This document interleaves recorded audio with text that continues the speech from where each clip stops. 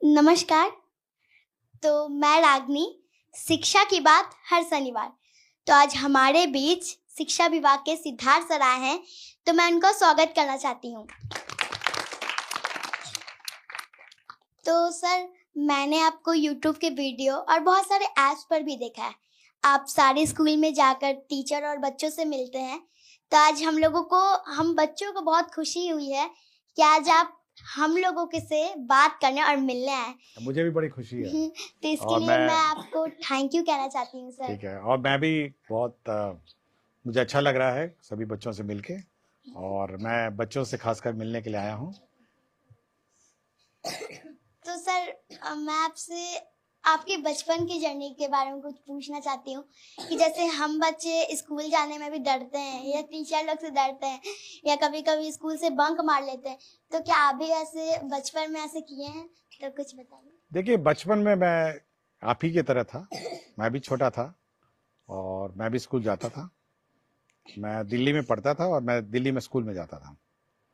और मेरे माता पिता का बहुत जोर था कि पढ़ाई करो, और स्कूल तो जाता था पढ़ाई करने, लेकिन शाम को आके खेलने में मुझे बहुत मन लगता था। मैं अपने दोस्तों के साथ कंचे खेलता था और पतंग भी उड़ाता था, और शाम को कभी कभी क्रिकेट खेलने का मुझे मौका मिल जाता था। तो खेल में मुझे बहुत रुचि थी और मैं काफ़ी खेल कूद करता रहा। और पढ़ाई में ठीक ठाक ही था, मतलब ऐसा कोई खास नहीं था, बट ठीक ठाक था। और मुझे लेकिन खेलने में बहुत मज़ा आता था। मैं देखा खेलने, मेरे क्लास में म्यूज़िक क्लास भी रहती थी, गाना वाना सिखाते थे हम लोग को, लेकिन मैं कभी सीख नहीं पाया म्यूज़िक। बट पतंग उड़ाना सबसे मेरा फेवरेट है। नमस्कार सर, मेरा नाम शिवांगी है और मेरा प्रश्न आपसे ये है, हमारे स्कूल में स्मार्ट क्लास का फी लिया जाता है लेकिन स्मार्ट क्लास नहीं होता है, क्यों सर? ये एक प्राइवेट स्कूल है या गवर्नमेंट स्कूल है? नहीं, गवर्नमेंट स्कूल है, रविंद्र बालिका विद्यालय। अच्छा।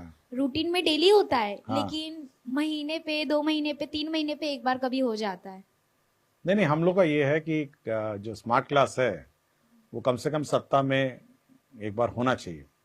और अगर आपके स्कूल में नहीं है तो हम लोग इंश्योर करेंगे और हम लोग चेक करेंगे कि सभी स्कूल्स में स्मार्ट क्लास जो है वो सही रूप से चले, और ऐसे अलग से ये मतलब खराब व्यवस्था नहीं हो, इसको सुधारने की कोशिश करेंगे। नमस्ते सर, मेरा नाम मानसी है। मेरे स्कूल का नाम पी एन एंग्लो संस्कृत उच्च मध्य विद्यालय है। तो मेरा क्वेश्चन ये था कि स्कूल और कोचिंग का लोड थोड़ा ज़्यादा हो जाता है। अगर हमें स्कूल में ही वैसी पढ़ाई मिल जाए तो हमें कोचिंग जाने का ज़रूरत ही ना पड़े। देखिए, ये मैं बहुत जगह देखता हूँ। मैं गर्दनी बाग हाई स्कूल गया था एक बार, गर्ल्स हाई स्कूल में। तो एक लड़की बेंच में सो गई थी, तो मैं ऐसे ही पूछा कि ये लड़की सो क्यों गई। तो उसके बगल वाले लड़कियों ने कहा कि सुबह 6 बजे से कोचिंग कर रही है और 9 बजे आई है और इतनी थक गई है कि क्लास में सो गई। ऐसा होता है ना। और फिर हमको लगता है कि थोड़ा ज़्यादा हो जाता होगा, सुबह 6 बजे से या 7 बजे से कोचिंग करना, फिर स्कूल करना और शाम को फिर करना। तो हम लोग कोशिश ये है कि जो बच्चे हैं जिनको ज़्यादा ध्यान देने की ज़रूरत है या ज़्यादा अटेंशन की ज़रूरत है, हम लोगों ने ये कहा टीचर्स से कि आप लोग उनको सामने बैठाइए, सामने कोचिंग कराइए और एक्स्ट्रा अटेंशन दीजिए ऐसे बच्चों को जो चाहते हैं कि और एफर्ट लगे और करें। और साथ ही साथ हम लोग ये भी कोशिश कर रहे हैं कि होमवर्क बच्चों को थोड़ा दिया जाए, घर जाके बैठ के पढ़ेंगे और अगले दिन आके टीचर उस होमवर्क को चेक करेंगे, ताकि कोचिंग की ज़रूरत नहीं होनी चाहिए। अगर आप टीचर अच्छा पढ़ाए और सब्जेक्ट्स अच्छी तरह पढ़ाएं और सिलेबस टाइम पे कंप्लीट करें, मेरे ख्याल से कोचिंग की आवश्यकता नहीं। मैं भी रहा हूँ स्कूल में, हम लोग के टाइम पे भी कोचिंग नहीं था। हमारा ये कोचिंग तो नई व्यवस्था है और मेरे स्कूल में कभी कोचिंग नहीं रहा है। और मैं आज तक कभी कोचिंग ना कॉलेज में पढ़ा हूँ तब भी कोचिंग नहीं था, स्कूल में भी कोचिंग नहीं था। हम लोग ये ध्यान रखते थे कि जो टीचर पढ़ाते हैं और जो किताबें हैं उसको ध्यान से पढ़ें, और घर आके हम लोग रिवाइज करते थे, कुछ क्वेश्चंस बनाते थे। ठीक है, खेलना कितना होता है, मतलब रात के 5-6 बजे 7 बजे तक, 6 बजे तक खेलते थे हम लोग। लेकिन शाम को बैठते थे खाना खाने से पहले और रिवाइज करते थे और अपना सेल्फ स्टडी करते थे, और अगर डाउट होता तो टीचर से पूछते थे और दोस्त बनाते थे हम लोग। दोस्त हम लोग का एक गैंग रहता था बच्चे लड़कों का। तो जब क्वेश्चन हम लोग करते थे, अगर कुछ होता नहीं था तो अगले दिन, क्योंकि उस वक्त फोन नहीं था, आज के दिन तो आपको मोबाइल है, आप अचानक कर दें, उस वक्त तो टेलीफोन भी नहीं था, तो हम लोग अगले दिन जाते थे और हम लोग यार दोस्त से पूछते थे कि भाई ये क्वेश्चन कैसे बनाएं, और फिर हम लोग एक साथ बैठ के उसको सॉल्व करते थे। तो दोस्त एक दूसरे को हम लोग, एक दोस्त दूसरे को हम लोग सिखाते थे। और हम लोग उस जमाने में देखिए, सोचिए मोबाइल नहीं था और किसी से बात भी नहीं होती थी कि घर पहुंच गए तो घर पहुंच गए। तो आप भी वो व्यवस्था रखिए ना, लड़कियां हैं लड़के हैं सब बैठ के एक साथ आप लोग मतलब प्रैक्टिस करिए, घर पे प्रैक्टिस करिए और टीचर से पूछिए कि ये कैसे बनेगा, या दूसरे दोस्तों से पूछिए, सीनियर से पूछिए। तो कोचिंग की मेरे ख्याल से व्यवस्था नहीं होगी अगर ये करेंगे। अगर नहीं, कुछ भी नहीं करना है, अगर मेहनत नहीं करना है, तो बेचारा वो हेड मास्टर जी, कोचिंग मास्टर जी आपको बैठ के क्वेश्चन पढ़ाएंगे, ये पढ़ाएंगे। बट मैं कभी कोचिंग नहीं गया, आज तक मैंने कभी कोई कोचिंग क्लास नहीं की। आजकल बहुत सारे स्कूल में ऐसा हो रहा है कि गवर्नमेंट स्कूल में गवर्नमेंट ही टीसी चलेगा, क्योंकि मेरे साथ भी ऐसा हुआ है। हम लोग मतलब सीबीएसई स्कूल से निकल कर अगर बिहार बोर्ड में आ रहे हैं तो स्कूल में मांगा जा रहा है सीबीएसई का बिहार बोर्ड का टीसी, तो फिर वैसे में एडमिशन करना बहुत मुश्किल। नहीं, ऐसा कोई इश्यू नहीं है, ऐसा कोई इश्यू नहीं, हम लोग गाइडलाइंस इशू कर देंगे। टीसी किसी भी बोर्ड का हो सकता है, ऐसा कोई इशू नहीं। ये जानकारी आपने दी है, धन्यवाद। मैं इसको, हम लोग इसको सुधार देंगे, तो टीसी का कोई इशू नहीं होगा। किसी भी बोर्ड का टीसी होगा तो आपको एडमिशन ले लिया जाएगा। मेरा नाम आकृति राज है और मैं कक्षा 7वीं की छात्रा हूँ। सर, मैं कहना ये चाहूँगी कि पहले ऐसा होता था कि हम लोगों को शनिवार के दिन हाफ टाइम से छुट्टी मिलती थी, पर अब ऐसा होने लगा है कि हम लोगों को फुल टाइम रहना पड़ता है। देखिए, शनिवार का जो दिन है ना, वो हम लोगों ने ऐसा व्यवस्था किया है कि उस दिन बैगलेस डे है। मतलब आपको कोई कोर्स पढ़ाना वढ़ाना नहीं है, आपको स्पोर्ट्स करने हैं, आपको म्यूजिक करना है, और पढ़ाई का जो और स्पोर्ट्स सीखने हैं, या कोई कला, आर्ट, क्राफ्ट, ये सब करने का दिन है। तो एक एंजॉयबल एनवायरनमेंट सैटरडे को क्रिएट करने का हम लोगों ने डायरेक्शन दिया है। और यदि अगर कोर्स कंप्लीट नहीं होता है तो उस दिन कोर्स होगा, क्लासेस होगी, बड़ी सीनियर क्लासेस हैं, लेकिन उस दिन वो बैगलेस डे है। मतलब आप उस दिन कोई रेगुलर क्लास नहीं होना है। और मेरे ख्याल से आपको खुशी होना चाहिए कि बच्चों के साथ, अपने यार दोस्तों के साथ, आप फ्रेंड्स के साथ आप खेलेंगे, कुछ सीखेंगे, म्यूजिक सीखेंगे। हम लोग कोशिश कर रहे हैं सब जगह म्यूजिक इक्विपमेंट पहुंचाने का और स्पोर्ट्स का। तो उस दिन आप खेलेंगे, मतलब स्पोर्ट्स है, अन्य जो आर्ट एंड क्राफ्ट है, और अन्य जो एंजॉयबल, जो आपको अच्छा लगे, वो आप करेंगे। ये मेरे ख्याल से ये सैटरडे का है, और मेरे ख्याल से आपको एंजॉय करना चाहिए सैटरडे को। मेरा नाम अनुराग कुमार है और मैं क्लास 6 का छात्र हूँ। मेरा सवाल यह था कि एग्जाम के टाइम हम बच्चों को बहुत लोड हो जाता है, पर अन्य दिन तो टीचर लोग ध्यान ही नहीं देते, हम बच्चों पर ना पढ़ाते हैं। देखिए, हम लोग इसलिए कह रहे हैं कि रेगुलरली आपको पढ़ना चाहिए, और अगर आप रेगुलरली नहीं पढ़ेंगे और टीचर रेगुलरली नहीं पढ़ाएंगे तो ऑब्वियसली एग्जाम के दिन लोड हो जाता है, जो हाफ ईयरली होता है। और हम लोग चाह रहे हैं कि कम से कम मंडे टेस्ट, हर मंडे टेस्ट हो, और रेगुलरली आप पढ़िए। देखिए, मैं पहले भी कहा ना कि घर आके मैं पढ़ता था अपना किताबें, और अगर आप घर आके अपनी किताबें रिवाइज नहीं करेंगे, समय पे रिवाइज नहीं करेंगे, तो एग्जाम के दिन आपको बहुत लोड हो जाएगा, मतलब बहुत ही ज्यादा लोड हो जाएगा। इसलिए रोज आपको रिवाइज करना चाहिए। और मैं सभी टीचर से ये कहता हूँ, और सभी टीचर्स को फिर हम लोग कहेंगे कि रेगुलरली उसको बांटेंगे कि पहला वीक में, पहला मंथ में क्या होना है, दूसरे मंथ में क्या होना है, तीसरे मंथ में क्या होना है, चौथे मंथ में क्या होना है, ताकि मंथ वाइज वो कोर्स रहे, और ताकि सब कोर्स अचानक लास्ट मिनट में कंप्लीट ना हो, या फिर सैटरडे को कंप्लीट ना हो। तो चाहेंगे कि सब बराबर रहे। और लेकिन बच्चों से मेरा इतना ही है कि कम से कम शाम को आने के बाद खेलिएगा जरूर।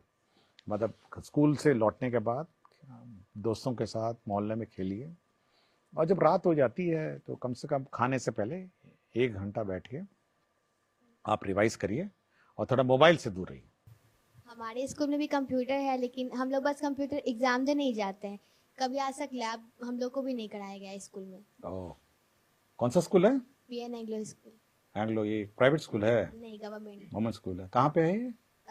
यहाँ नया टोला। अच्छा, ठीक है। नहीं, लेकिन हम लोग अब कुछ ये करेंगे, कम से कम सप्ताह में एक क्लास तो होनी चाहिए, कंप्यूटर की क्लास तो होनी चाहिए, और समय समय पे क्लास होना और चाहिए। ना ही बायोलॉजी लैब होता है, केमिस्ट्री लैब होता है। बस स्टार्टिंग में जब स्कूल गए थे तो पहली बार बस स्टार्टिंग में गए, उसके अलावा पता ही नहीं बायोलॉजी लैब में क्या होता है, केमिस्ट्री लैब में क्या होता है। ओहो। कभी नहीं था। नहीं, होना चाहिए ये रेगुलर। बोलते हैं तो मैम बोलती है ना हम्म, केमिकल ही नहीं है, और केमिकल ही नहीं है, कभी बोलती है केमिकल और नहीं फिर है तो केमिकल होगा तो फिर गैस नहीं है। तो हमेशा बहाना बनाते हैं, कभी केमिकल नहीं है, कभी साफ नहीं है, हाँ। ब्लेड खराब है, तुम लोग लेके नहीं आए, हमेशा बहाना बनाती है मैम। ओह, ये तो गलत बात है ना, तो ठीक होना चाहिए था। मेरा नाम अमिता कुमारी है। सर मेरा सवाल है, जब भी हमारे स्कूल में चेकिंग वाले सर या मैम आती हैं तो हम हमारे स्कूल में ऐसे पढ़ाई नहीं होता है, लेकिन हमारे टीचर बोलते हैं कॉपी किताब निकालो चेकिंग वाला आ गया है, और कुछ भी पूछे तो बोल देना हाँ ये होता है ये होता है, ऐसा क्यों? वैसे तो गलत है ना, ये तो चेकिंग क्या है, रोज होना चाहिए। देखिए, सबको अपने टीचर सबको अपने मोटिवेटेड होना चाहिए, अपने रिस्पॉन्सिबिलिटीज होनी चाहिए, और बच्चों को पढ़ाने का रिस्पॉन्सिबिलिटी टीचर का है, और चेकिंग हो नहीं हो उनको फर्क नहीं पड़ना चाहिए, बिल्कुल गलत है। और सभी टीचर्स को पढ़ाना चाहिए, चाहे वो चेकिंग हो या नहीं हो। सर अगर कोई भी बच्चा स्पेशल चाइल्ड होता है तो उनका एडमिशन नहीं लिया जाता कोई भी स्कूल में, और अगर मतलब ले भी लिया जाए तो फिर हम बच्चों की तरह जैसे हम लोग पढ़ते हैं तो उसको अच्छे से तरीके से ट्रीट नहीं किया जाता है, तो उसके बारे में। देखिए, हम लोग स्पेशल चाइल्ड के लिए हम लोग ने स्पेशल टीचर्स हम लोग रिक्रूट कर रहे हैं, नए टीचर्स आएंगे जो स्पेशल चाइल्ड को देखेंगे, और सभी स्पेशल चाइल्ड भी हम लोग के नॉर्मल स्कूल में ही एडमिशन होना है, उनको अलग से स्कूल नहीं चलाना है।